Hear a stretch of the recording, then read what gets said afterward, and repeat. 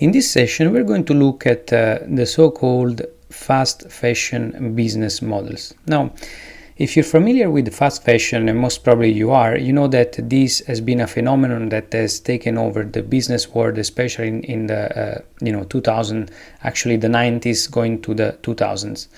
And now things have changed toward even other trends like ultra fast fashion or like slow fashion, and so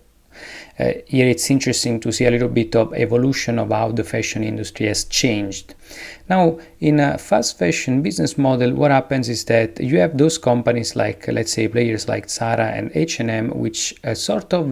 initially copied, especially luxury brands, by fast following what they were doing to actually replicating those trends and by shortening the manufacturing cycles, by creating a sort of just-in-time logistics and by selling on both flagship stores a wide variety which changes over time, and by also leveraging on online e-commerce, even though this is only part of the story. Therefore, again, the main logic of fast fashion brands has been that of taking the trends initially, even though over time they also evolved to develop their own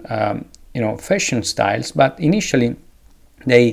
fast followed a lot what was happening in the luxury industry to actually quickly replicating by shortening manufacturing cycles as much as possible and by leveraging on just-in-time logistics where things would actually, manufacturing cycle would go to from 2 to 3 weeks versus the over 6 months of existing players, while at the same time having just-in-time logistics where things could be moved from one flagship store to the other in 24-48 hours, and therefore guaranteeing also a high